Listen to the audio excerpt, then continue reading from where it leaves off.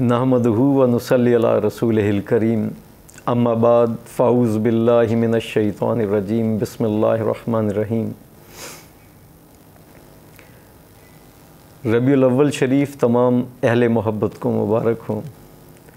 इस मुक़द्दस महीने की जो मुक़द्दस साअतें हैं उसमें इकबाल रहमतुल्लाह अलैह के प्याम मशरिक़ में से एक इंतहाई खूबसूरत गज़ल आपके नाम। आप रहमतुल्लाह फरमाते हैं कि फ़रेबे कशमकश अक्ल दीदनी दारद कि मीरे कारवां ज़ौक़ राहज़नी दारद निशान राह ज़े अक्ल हज़ार हीला मपुरस बिया के इश्क कमाल ज़े यक फ़नी दारद।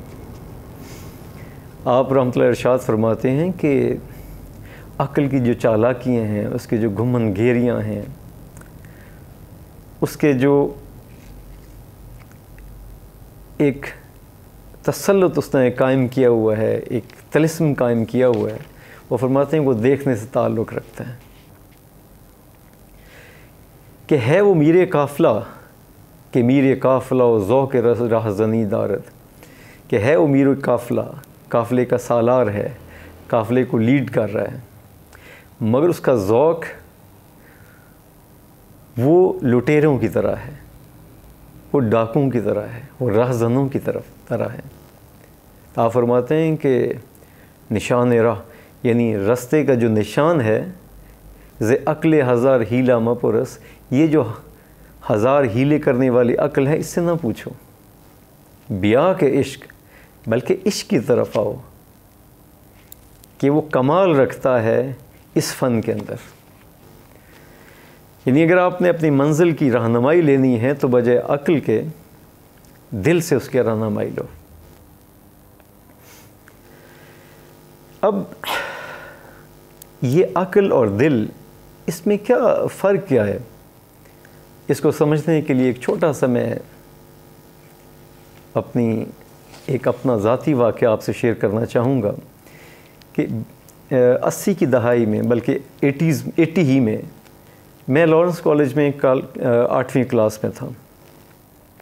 तो जो लोग बोर्डिंग हाउस को जानते हैं तो वो जानते हैं कि एक फुल फ्लेज ट्रंक लेके आपको जाना होता है अपने स्कूल, क्योंकि 1 साल का सामान आपके पास होता है। तो उस सामान में मेरी वालदा की एक टूटी हुई कंघी भी साथ चली गई। तो वहाँ जब मैंने अपना सामान खोला और मैंने उस कंघी को देखा तो ज़ाहिर है वो 12, 14, 13 साल का जो बच्चा है वो यकीनन माँ बाप के बग़ैर, बहन भाइयों के बग़ैर उदास तो होता है। तो जब मैंने वो कंघी देखी तो मेरे लिए एक बड़ी राहत का सामान बन गया। मैं उसे चूमा, सीने से लगाया, फिर वो रुमाल के अंदर पैक करके उसमें ट्रंक में रख दिया। और पूरे साल जब भी मुझे कोई उदासी होती, परेशानी होती, तो रात की तन्हाइयों में या दिन की जब मैं कभी अकेला होता तो मैं चुपके से उस ट्रंक को खोलता, उसके मुंह से लगाता उस कंघी को, सीने से लगाता उस टूटी हुई कंघी को, और फिर बड़ी एहतराम के साथ, मोहब्बत के साथ समेट को उसे ट्रंक में वापस रख देता। अब अक्ल के तमाम पैमानों पे वो जो टूटी हुई कंघी है उसकी जो मालियत है वो ज़ीरो है। मार्केट में कौन है जो एक इस्तेमाल शुदा टूटी हुई कंघी ख़रीदेगा, मगर मेरे लिए वही जो कंघी है वो एक अनमोल कीमती असासा था। अब मेरी इस कैफ़ियत का वजह वो मेरा एक कल्बी ताल्लुक़ जो मेरी वालदा के साथ था उसके सबब है। अब इस पूरी कायनात में मेरी इस कैफ़ियत को या मैं समझ सकता हूँ या मेरे बहन भाई समझ सकते हैं। जो पूरी कायनात है उस कंघी के लिए 1 रुपया भी शायद देने के लिए तैयार ना हो, और मेरे लिए और मेरे बहन भाइयों के लिए यकीनन एक अनमोल चीज़ होगी। तो इसमें जो चीज़ समझने की है कि ताल्लुक़ एक आम चीज़ को भी ख़ास कर देता है, और अगर ताल्लुक़ ना हो ख़ास, बल्कि जो अक्सुल ख़ास हस्तियां हैं वो भी आम हो जाती हैं। तो वो जिसका ताल्लुक़ नहीं है वो क्योंकि उस ख़ास बल्कि अक्सुल ख़ास की जो अहमियत है समझने से कासिर है, तो उसकी वो महरूमी उसकी गुफ्तगू में झलकेगी। और जो ताल्लुक़ वाला है وہ اس کی صحیح قدر و قیمت کو آئیڈینٹیفائی کر کے اس کی طرف مائل ہو جائے گا اور اس کی صحیح معنوں میں قدر کر جائے گا۔ اور غالباً یہی وجہ ہے کہ اللہ کے نبی مبارک نے جو ایک حدیث مبارک میں ارشاد فرمایا نا، لا یؤمن احدکم حتی اکون احب الیہ من ولدہ وولد والناس اجمعین، کہ تم صاحب ایمان ہو ہی نہیں سکتے جب تک کہ میں تمہیں تمہاری اولاد سے، تمہارے والدین سے، حتیٰ کہ تمام لوگوں سے پیارا نہ ہو جاؤں۔ اب جس کا تعلق، قلبی تعلق اللہ کے نبی مبارک سے ان حدوں تک پہنچتا ہے، وہ اللہ کے نبی مبارک کی جو ایگزیکٹ قدر و قیمت ہے اس کو آئیڈینٹیفائی کر پاتے ہیں۔ نتیجتاً جو اہل محبت ہیں ان کی رائے، اور بعض جو لوگ اس کیفیت سے غافل ہیں، بے شک صاحب علم ہیں، ان کی رائے میں تھوڑا سا اختلاف واقع ہو جاتا ہے، اور یہ اختلاف فطری ہے۔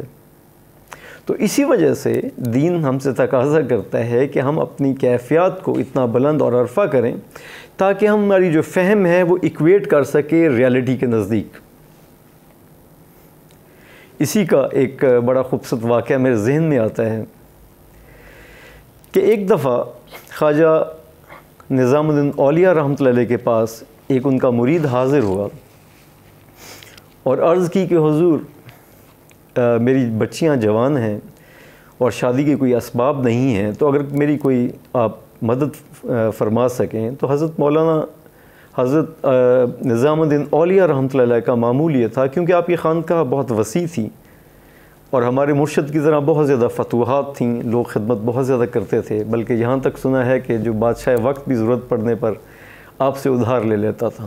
مگر آپ کا معمول یہ تھا کہ ہر جمعرات کو وہ جو کچھ لوگ خدمت کرتے تھے ان کو لوگوں میں تقسیم کر کے تو خالی ہو جاتے۔ تو جب وہ مرید آیا تو وہ ایام تھے جب آپ کے پاس کچھ نہیں تھا، اسی دن آپ نے سب کچھ تقسیم کر دیا۔ تو آپ نے اس سے فرمایا کہ تم چند دن رکو، جو ہی کہیں سے کوئی مدد آئی تو میں انشاءاللہ تمہاری خدمت کر دوں گا۔ خیر اللہ کا کرنا یہ ہوا کہ 2-3 دن گزرے، کہیں سے کوئی فتوحات نہ آئیں، لوگوں نے کوئی خدمت نہ کی۔ تو وہ شخص مایوس ہو کے عرض کی کہ حضور مل تو رہا کچھ نہیں، اگر آپ اجازت دیں تو میں چلا جاتا ہوں۔ آپ فرمایا کہ یار خالی ہاتھ تو مناسب نہیں ہے، تم اس طرح کرو کہ یہ میری جوتیاں لے لو۔ خیر وہ اتنا شاید قدردان تو نہ تھا، مگر ظاہر اس کے پاس کوئی آپشن بھی نہیں تھی، اس نے وہ جوتیاں لیں اور واپس چلا گیا جس سرائے میں ٹھہرا ہوا تھا۔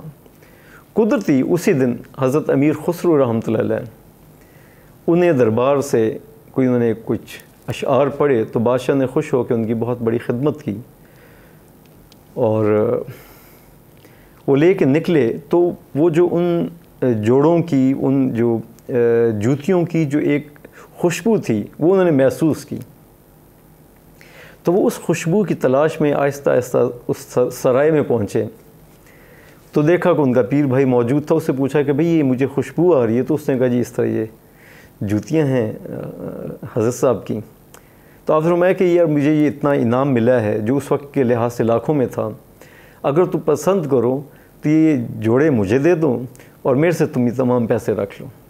تو اس نے بڑی خوشی سے، کیونکہ ظاہر ہے اس کا مسئلہ حل ہوتا تھا، تو اس نے وہ پیسے رکھ لیے اور جوتیاں خواجہ نظام الدین اولیاء رحمۃ اللہ کی جو تھیں وہ حضرت امیر خسرو رحمۃ اللہ کو پیش کر دیں۔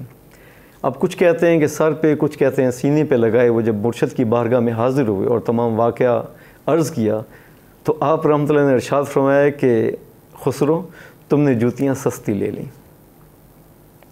اب یہ ایگزیکٹ وہ کنگھی والی کیفیت ہے کہ جس کا تعلق ہے اس کے لیے کنگھی انمول ہے، وہ جوتی انمول ہے، اور جس کا تعلق نہیں تو ایک عام سے جوڑے ہیں، یوز جو استعمال شدہ جوڑے، وہ تو شاید کوئی مفت میں لینا پسند نہ کریں۔ تو اللہ کریم ہمیں بھی ان قلبی کیفیات سے آشنا کر کے اپنے محبوب بندوں میں شامل فرمائے، اور نبی پاک صلی اللہ علیہ وسلم کی پکی اور سچی محبت سے ہمیں اور ہماری نسلوں کو بہرہ مند فرمائے۔ وآخر دعوانا ان الحمد للہ رب العالمین۔